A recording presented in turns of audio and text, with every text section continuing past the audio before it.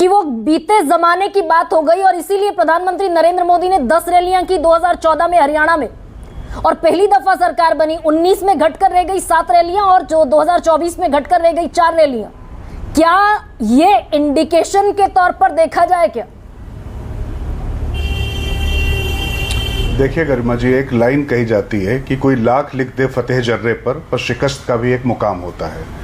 तो कोई भी राजनीतिक दल है, निश्चित तौर पर अगर वो लगातार जीतता चला आ रहा है, निरंतरता है उसमें, तो कहीं ना कहीं कभी ना कभी तो वो हारेगा ही।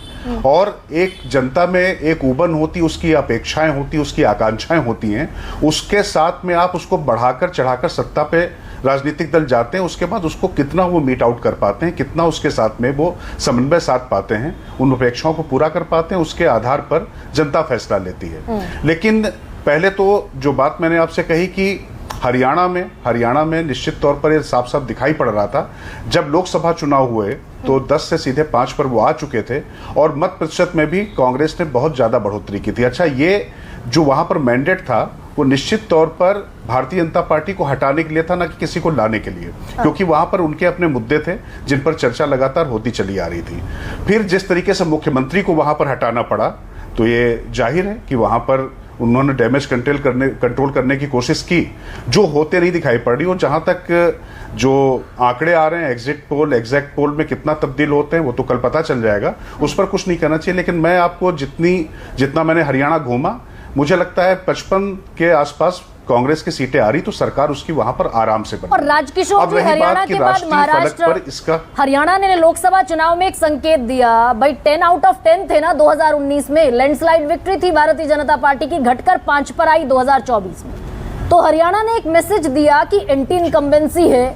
ऐसा ही मैसेज क्या महाराष्ट्र ने दिया है क्या? 41 पे से जब 17 पर आया एनडीए, बीजेपी 25 लड़ी 9 पर सिमट गई, कांग्रेस 17 लड़ी 13 पर आ गई, बढ़िया स्ट्राइक रेट के साथ।